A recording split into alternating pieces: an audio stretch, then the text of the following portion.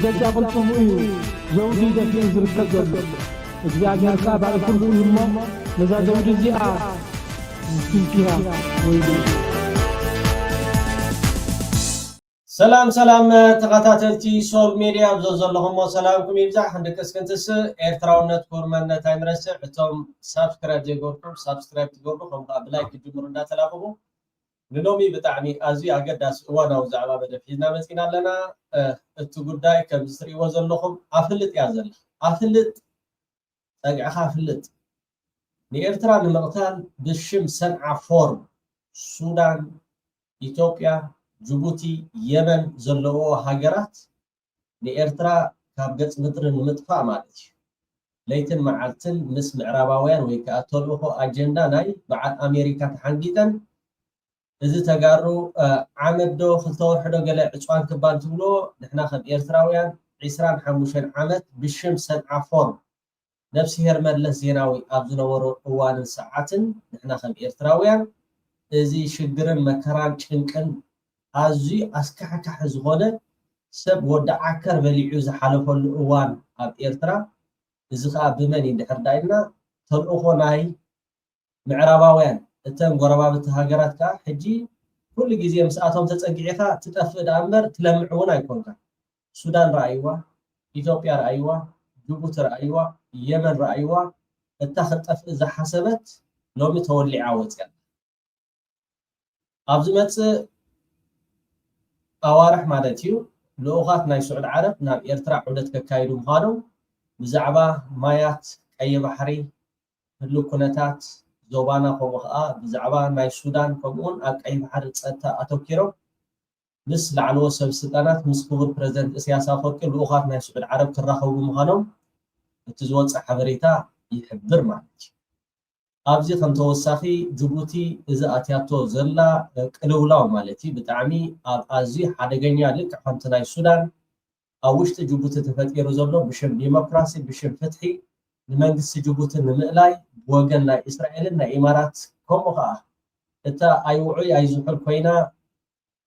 ኣብ ዝሓለፈ እዋን መራሒ ናይ ሶማል ደድሕር ናይ ኢትዮጵያ ክኸይድ ድሕሪ ምፅናሕ ኣብ መጨረሻ ናይ ዳደሽ መስመር ምስ ኣተወሉ ካብኣ ሃዲሙ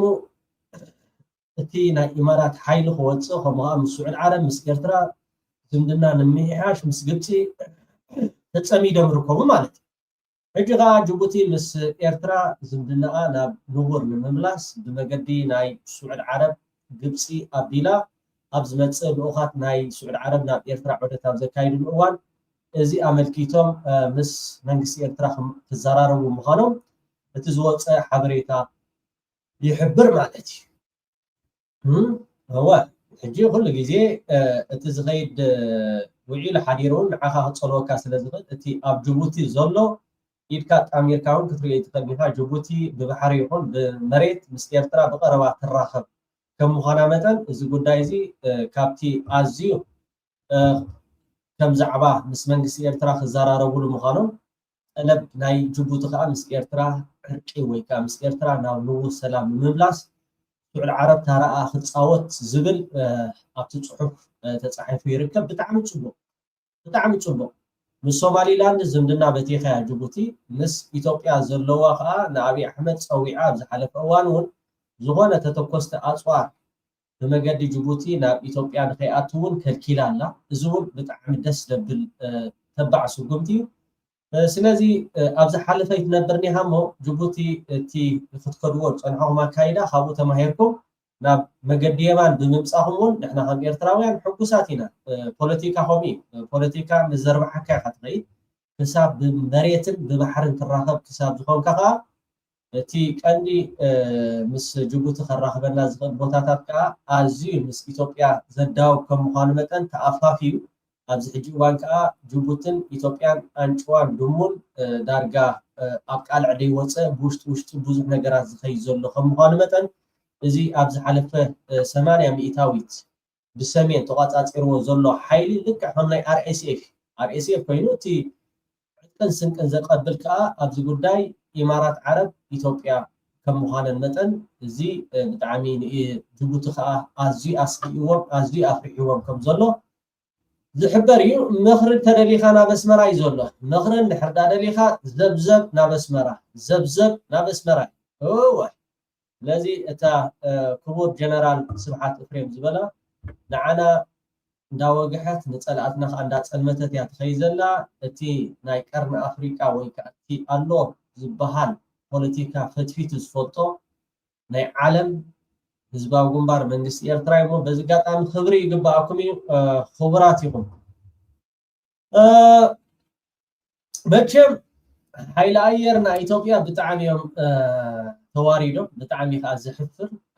ናብ ሃገርና ተመሊስና ብሰላም እቲ ዝፀንሐና ፃኒሒት ኢልካ እተን ኣየራት ኩሉ ናብ ዝነበርኦ ቦታታት ተመሊሰን ማለት እዩ ካብዚ ዝዓቢ ውርደት የለን ከይሓፈሩ ከይሓነኹ ከዓ ኢትዮጵያ መምህር መሃሩና ይብሉና በቃ የሸጉሩና ቅድሚ ሕጂ ቪድዮ ዝተዛረቡስ ኣብቲ ናቶም ቲቪ ሎማዓንቲ ከመሓላልፈው እዮም ብጣዕሚ ዝገርም እስከ ንስማዓዮ ናይ ሓይሊ ኣየር ንስማዓዮ የማይቆራረጥ የኤሌክትሪክ ኃይል ያስፈልጋል ሶ ይሄ በሙሉ ታሳቢ አድርገን በከፍተኛ ደረጃና በፍጥነት ነው እየሰራን ያለ ነው ይሄን በማድረጋችን በሚገርም ሁኔታ ድሮ ምንም ከኛ ጋር መስራት ማያስቡ ሀገሮችም አሁን ከናንተ ጋር ብንመተን ብንሰለጥን የናንተ የስልጣና ቦታችሁ በጣም ያምራል ቃል በቃል የዓለም አቀፍ ወርልድ ስታንዳርድ የስልጣና ማዕከል ነው ያላችሁ ብሎ የመሰከሩ ሀገሮች አሉ እዚ ሕጂ ትዝክሮ ንሕርዳ ኮይንኩም ቅድሚ ዓመት ገለስ ተዛረቦ እዩ ተጋጌ ሎሚ ኣብቲ ናቶም ቴሌቪዥን ይከታተል ነይረ የመሓላልፎ ነይረ ብጣዕሚ ዝገርም ኣጋጣሚቲ ቪድዮ ስለ ዝፀንሐኒ እዞም ናይ ኢማራት መፅኦም ዝነበሩስ በቃ ይልምኑና እዮም በቃ ዓለም ስልምነላ እቲ ስታንዳርድ ወይ ከዓ ኣሎ ዝበሃል ስልምነና ወርልድ ክላስ ሶ ከናንተ ጋር ብንሰለጥን ብታሰለጥኑልን የጥገና ቦታችሁ ጥሩ ስለሆነ ብትጠግኑልን አብረን በቃ ብዙሓት ሀገራት እዮም ዝልምኑና እቲ ናትኩም ቴክኒሽያናት ከም ተን መገዲ ኣየር ናትኩም ዝበራሉ ራንዌይ ኢንተርናሽናል ኩሉ ነገራት ስፋካ ዋላ ኣሰልጥኑና ገሌሎም ብዙሕ ነገር እዮም ዝልምኑና ብዙሓት ሀገራት እዮም ዝልምኑና ከፍተኛ ደረጃና በፍጥነት ነው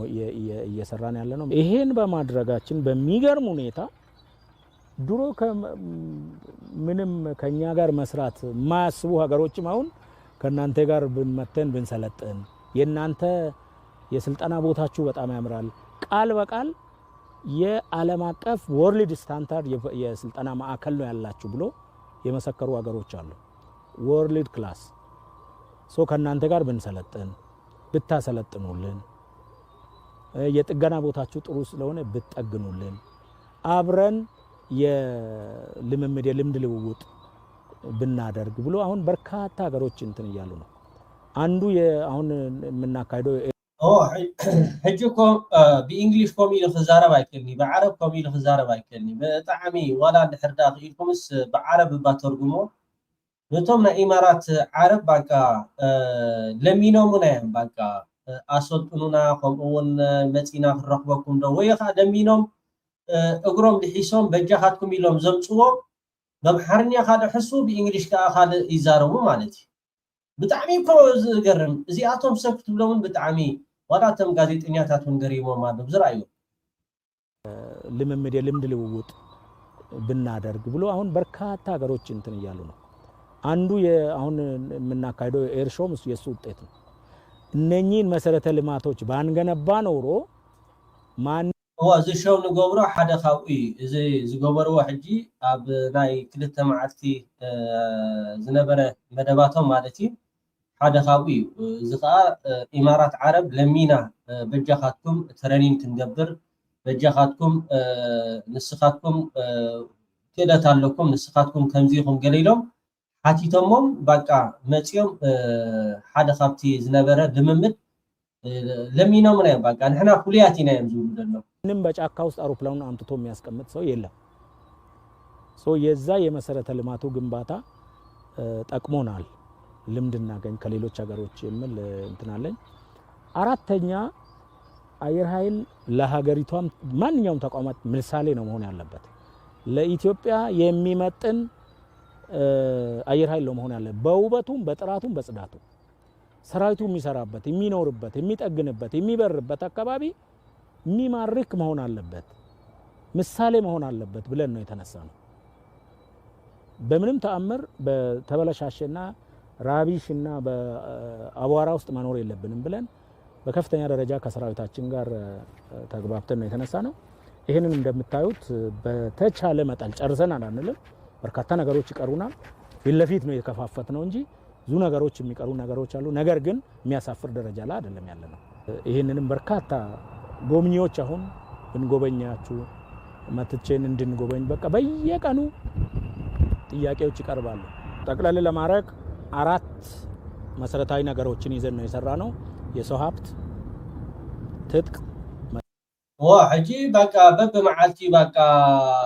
ዝልሙኑና ብዙሓት ሃገራትን ዝልምናና አሰልጥሉና ከምኡ ከዓ መፂና ክሪኦኩም መፂና ምሳኹም ልምምድ ክንገብር ኢሎምስ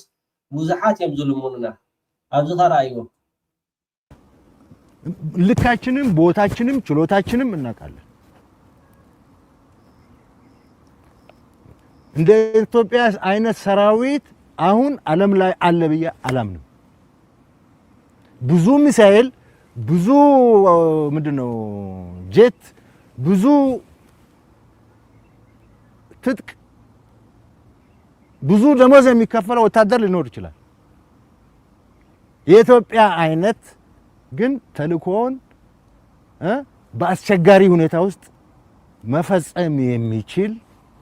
ችግር ተቋቁሞ አገሩን አስቀድሞ ራሱን አርክሶ የሚሰራ የለም እና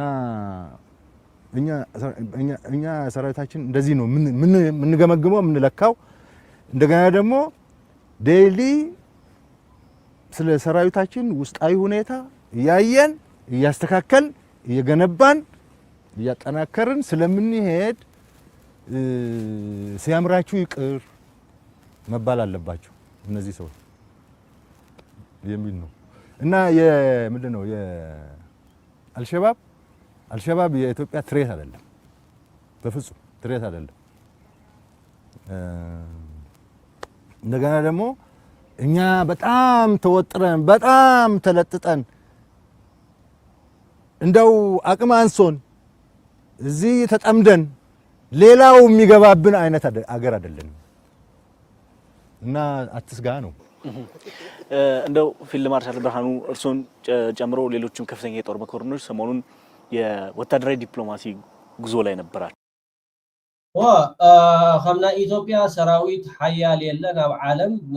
ብደሞዝ ወይ ከዓ ብፅዋር ገደይካ ክትፈላለ ትኽእል እምበር ከምና ኢትዮጵያ የለን እዩ ዝብለሎ ብጣዕሚ ዝገርም። የእነዚህ ጉዞዎች ዓላማ ምንድን ነው? የተገኘው ውጤት ምን ይመስላል? ምን መሰለህ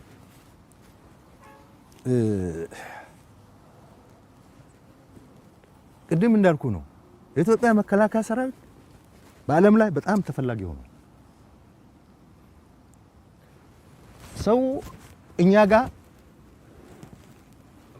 ወታደር ማሰልጠን ይፈልጋል፣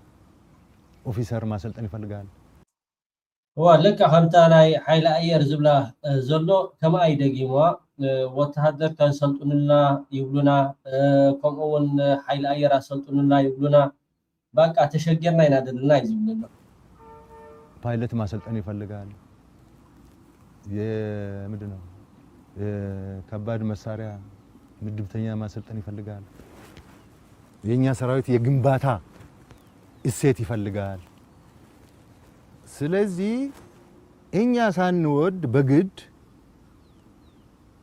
እንትን ያደርጉናል፣ በቃ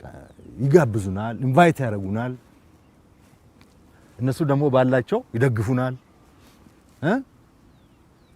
ወዳጅ እንደው ያንተን ወዳጅነት ፈልጎ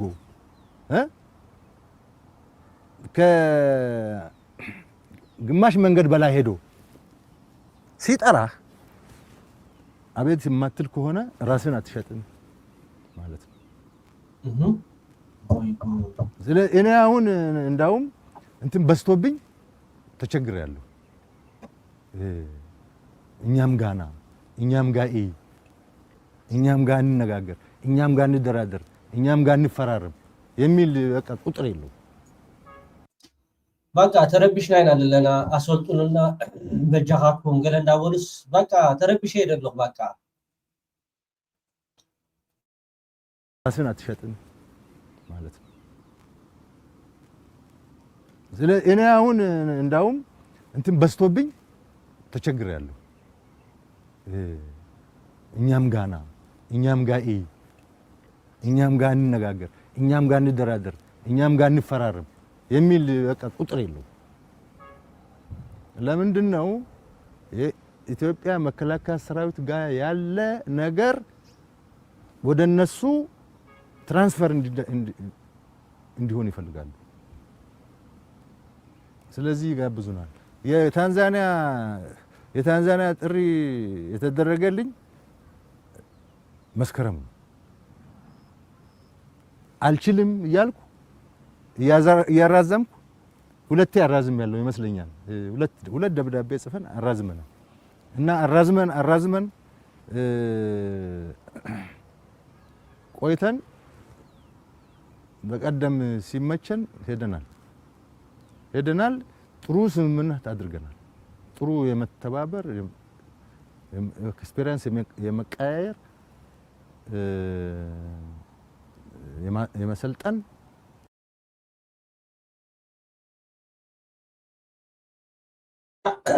የቅሬታ ወግሮብተይ ሰዓት ላቢላትን ስለዘላ ምስና የቅሬታ ክቡራት ተኸታተልቲ ከም ዝትሪእዎ እንደለኹም ማለት እዩ ማዕረኽ እንደይ ውርደተኛታት ምዃኖም ማለት እዩ እዚ ኣብ መንጎ ጅቡትን ኤርትራን ብመንጎኛ ናይ ስዑድ ዓረብ ናይ ግብፂ ዝግበር እቲ ናብ ንቡር ዝምድና ምምላስ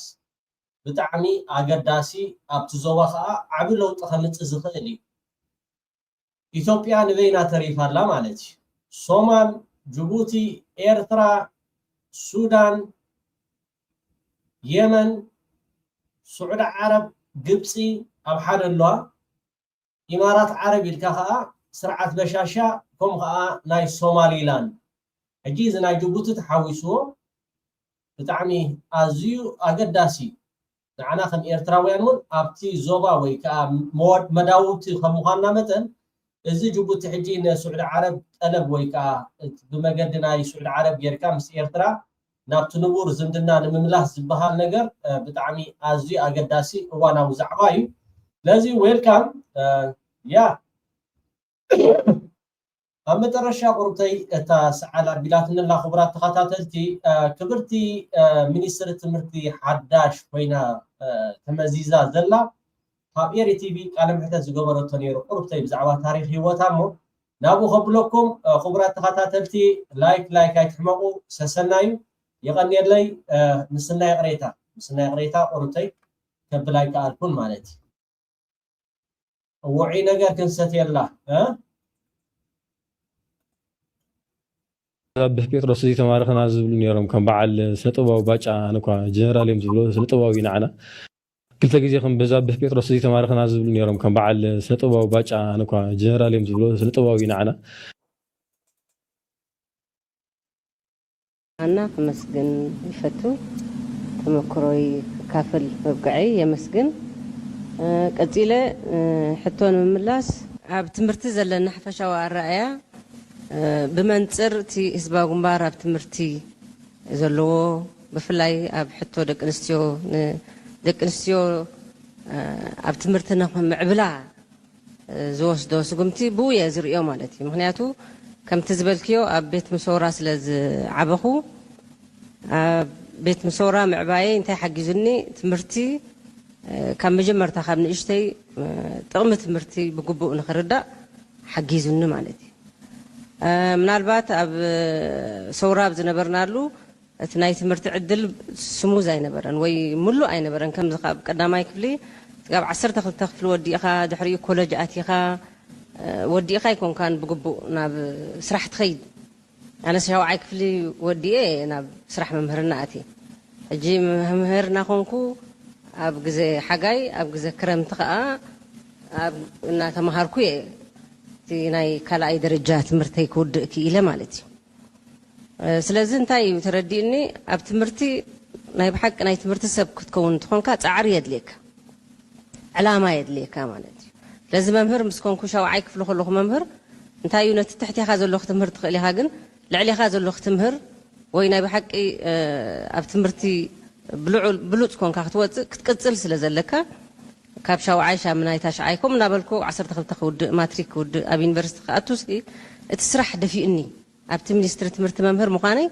ሓጊዙኒ ናይ ትምህርቲ ድልየተይን ዓቕመይን ክዕቢ ማለት እዩ ድሕሪ ናፅነት ኣብ ማትሪክ ገይረ ምስ ሓለፍኩ ኣስመራ ዩኒቨርሲቲ ኣጋጣሚ በዓልቲ ሓዳር እውን ስለ ዝነበርኩ ኣስመራ ዩኒቨርሲቲ ክመሃር ከለኹስ ነቲ በኽሪ ወደይ ጥንስቲ እየ ነይረ ግን እቲ ቀዳማይ ዓመት ክብድሆ ስለ ዘለኒ ተገዲሰ ከዓ ተማሂረ ምስ ኩሉ ናይ ጥንሲ ኩነታት ማለት እዩ 4 ነጥቢ ወይ ሙሉእ ነጥቢ ሒዘ ክወፅእ ክኢለ ማለት እዩ ሕጂ እዚ ኣተባቢዕኒ ትምህርቲ رأيوا معرخ ندي وعرو جغنا مخانا مالت منغسي إرترا خمرص كله عين السب أقداسي بعد زيا منيستر تمرت خوينا مالت داماي نجر أديا كلاي نجر دكتور كلاي نصبو نجرات أخبتي تمكراون بتعمي تقالي سيادار كانت تمرتون بديها تخطف المال حدار غيركا مبزحتو حدار غيرو تمرتي يقارتي اي قصل اب حدار كلها تنيسا كلها قدامي عامت يونيفرسيتي እዚ قديل ኣይኮነን ማለት ለዚ ኣብ ስራሕካ ዓወትን ኣሳልጦን ምንሄድ ብጣዕሚ ደስ ደብል ግን እቲ ቀዳማይ ዓመት ክብድሆ ስለ ዘለኒ ተገዲሰ ከዓ ተማሂረ ምስ ኩሉ ናይ ጥንሲ ኩነታት ማለት እዩ 4 ነጥቢ ወይ ሙሉእ ነጥቢ ሒዘ ክወፅእ ክኢለ ማለት እዩ ሕጂ እዚ ኣተባቢዕኒ ትምህርቲ ክቕፅል ريو أسمرا يونيفرسيتي مجمرتا دبلوما يتمرقي أكاونتين أمونغو جن حتصير كورس ناي 3 ورحين 4 ورحين يدق عدلات يركب نيره كاو 9 شمنتن كا ناي ماسترس عدل رخيبه قدميو كلت 3 جزء ناي سيرتيفيكيت ادفانسد سيرتيفيكيت ناب كوليج مأتوي ناب ماسترس مدالوي تمرت وسيده او 9 شمنتن عدل ناي ماسترس رخيبه أبعد إنجليز كلت عامت تماهيرة مالتي كاوم بسمتاخو تي ناي حدار ناي مولاد قتيليو بتحدو وغن كاسرح يسرح نيره قنت ناي تمرتي دليتي اي عجبن مغنياتو ام سلطان ممهران تسرح سلاز نبركو ممهران كاسل زفري كمهار كم زلني نتي زلن فلطت كوسخلو كم زلن تسرحي يقددن نيرو انا ون كاب مجمرتا انت ممهر كوينه امنستر تمرتي كسرح كوينه انت حلافيت كوينه وي سوبرفايزر كوينه كسرح كوينه كعبلني بتمرتي زبل حساب سلاز نبرني اب مسلطان ممهران ابتي اي كله غزه ممهران يسلطن ريسيرش يقبر مصنعتي نتناي تمرتي دليتي اي قرصن ስለዚህ ፒኤችዲ ፕሮፖዛል አዳልየ ዕድል ምስሓተትኩ ብመገድ ሚኒስትሪ ትምህርቲ ተዋሂብኒ ማለት እዩ ስለዚህ ኣብ 2014 ናይ ፒኤችዲ ትምህርቲ ክገብር ንኻርቱም ከይደ 4 ዓመት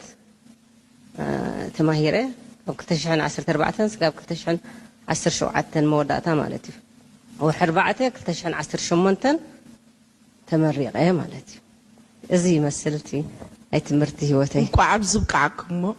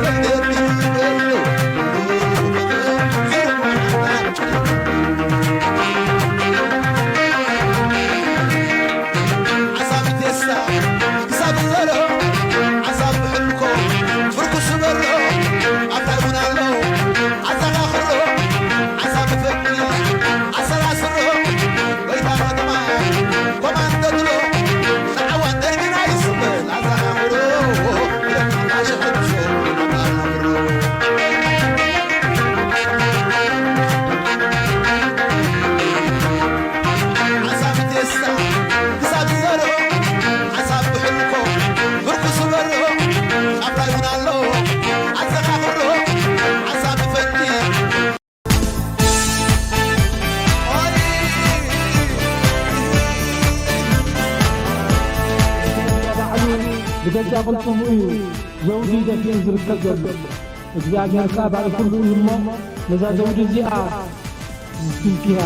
ወይ